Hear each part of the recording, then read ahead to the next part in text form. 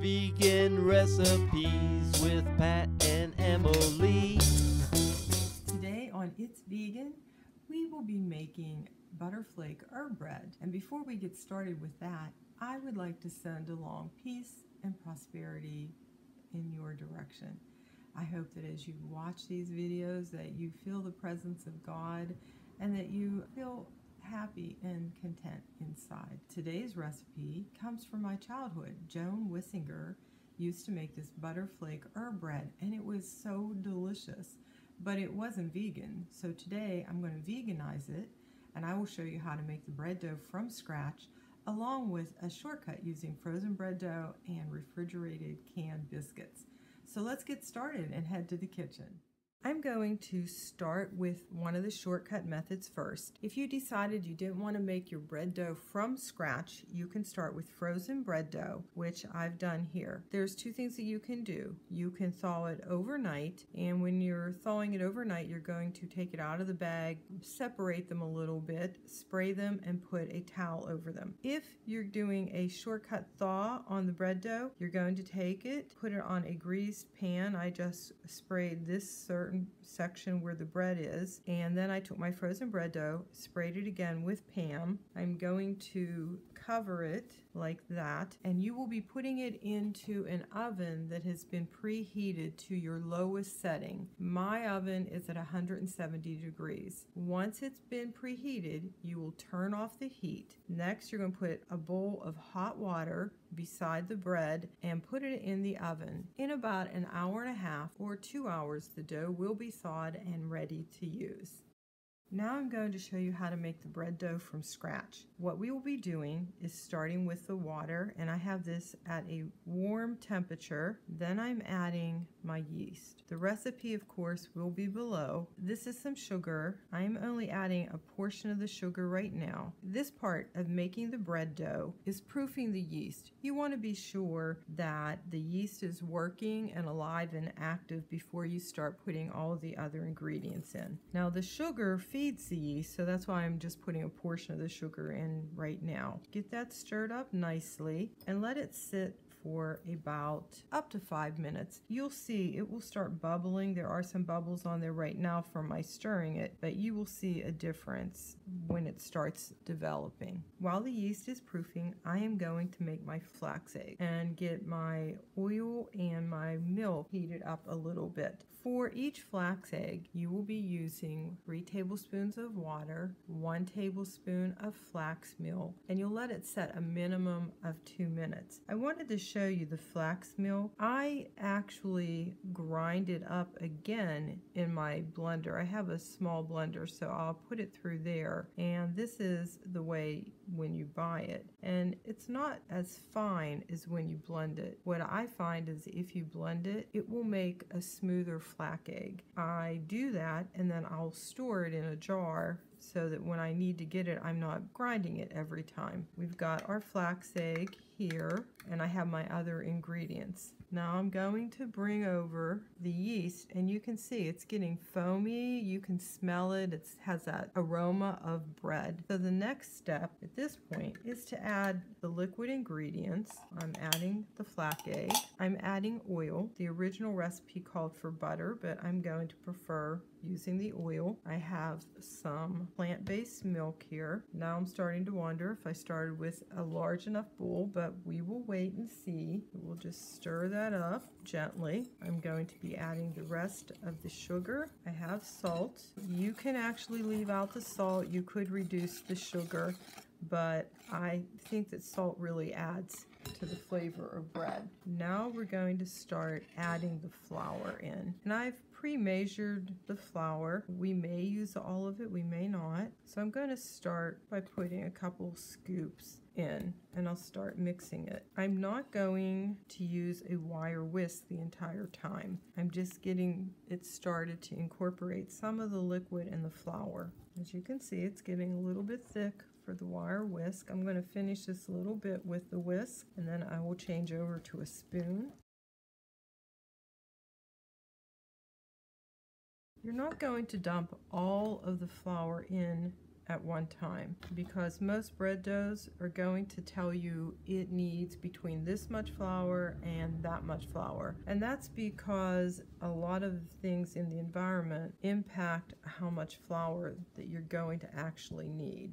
If anything, I prefer my dough to be on the soft side, and then after it has risen once, if it's still too soft, then I can add more flour. The things like the flax ends up absorbing some of that water. Okay, now for the fun part, I'm going to start using my hands. And I do have a KitchenAid mixer that can do this. However, I really like working the dough by hand. And you can see it's still pretty soft. I'm definitely going to be adding more flour, but it has a nice consistency. This is a basic recipe that, because it has that sugar in it, you could actually use it for cinnamon rolls or a couple other things, some other types of bread. So this dough, because it's soft, we will only be kneading it probably 3 to 5 minutes. And part of this kneading process is to develop the gluten within the bread, which is a protein component. The other part about kneading is forming a smooth ball of dough. When you're kneading, you bring the dough towards you and push it with the heels of your hand. Bring it forward, heels of your hand. Then I turn it, do the exact same thing. Just keep working the dough, and as you can see, it's starting to develop that gluten. It's springing back a little bit. That's great. Now my dough is just slightly sticky. I might put a tiny bit of flour still on it. I'm going off camera to finish kneading it, and then I'll be right back to show you the next step. The bread dough has been kneaded enough. You can see it's a little bit springy, and now it's time to let it rise. What I do is I get a bowl, I spray it, put my bread dough in, and then I'm going to spray the top. The reason that you're spraying it, and you could use oil, but the reason that I'm spraying it is so that it doesn't form a crust and it's free to go ahead and rise. The next thing that you will do is you will cover it with a towel and just let it rise for probably about an hour. You want it to get double, so it's usually about an hour. While the bread dough is rising, we can make the herb butter. I have plant-based margarine here, or butter. I want it soft enough that I can stir it. And then I've got some herbs. I've got onion, oregano, caraway seed, garlic salt, pepper, and sweet basil. And really, you're just going to stir this together and have it ready for the next step in making this delicious Butterflake herb bread. Okay, we are ready for the next step. I would leave this on your counter to keep it at room temperature. The bread dough has doubled. It looks awesome. I gently punch it down.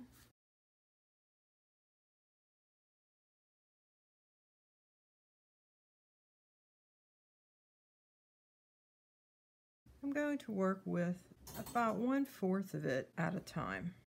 I'll just put the rest of it back in my bowl. It's a nice soft dough. It will be easy to roll out.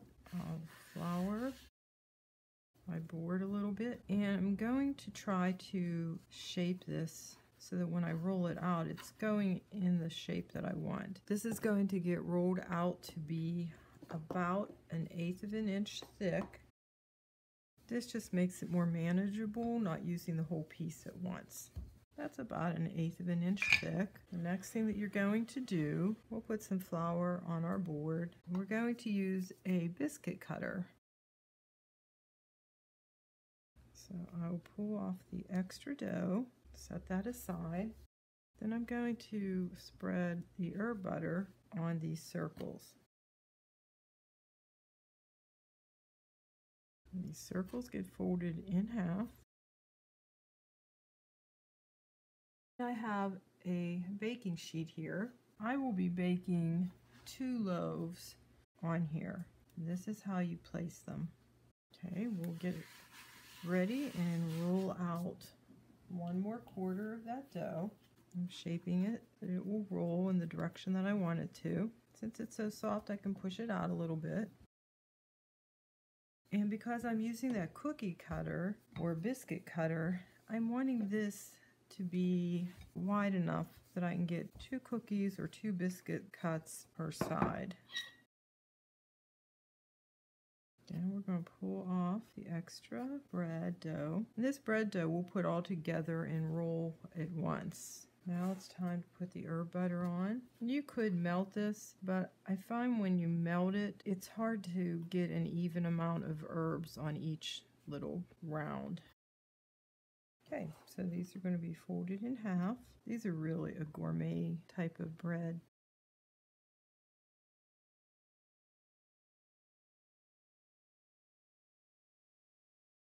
Okay, I'll make one more loaf and I'll come back on camera. So half of the dough made 2 of these loaves. What I have done is I melted some of the herb butter because I want to coat the top with the herb butter. And because there is a lot of butter in this bread, I'm using a baking sheet with sides so that if perchance that starts melting, it will stay within the pan and not inside my oven. The next step is you're going to cover it with a towel and let that rise for probably 30 minutes. It might be less. You want it to puff up and get about double. And I don't know if you can see, the dough is really rising pretty quickly.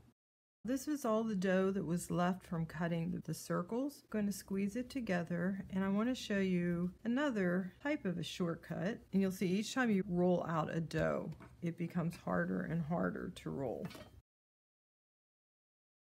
Again, I still want this to be about 1/8 of an inch thick.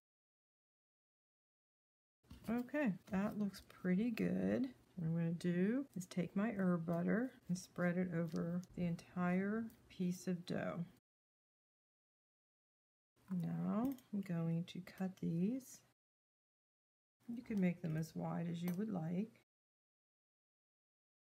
And now you're just going to stack them like that, and you're going to still end up with a delicious pull-apart bread. It just won't be quite as pretty as when you cut out the circles. You could also stack these and put in muffin tins, and I will show you that on one of the shortcuts with the frozen bread dough. But you can see this is much quicker than cutting out the circles. By the way, this bread makes a beautiful gift. If I'm giving it as a gift, I would wrap it up, put a bow on it, and give it with a jar of pizza sauce. Now this dough, I'm not going to brush with butter because the butter is right there on top. These two we'll treat as one, and this was that little funky piece of dough. I'm just going to stick it right there. This we will cover and let rise as well. The bread dough that was in the oven really started to rise, which that's okay. Just take the air out of it gently. I was busy with the other bread dough. And you know, if you're busy and you're doing this stuff, it might happen to you as well. That's why we do oil the top. I'm going to get it onto my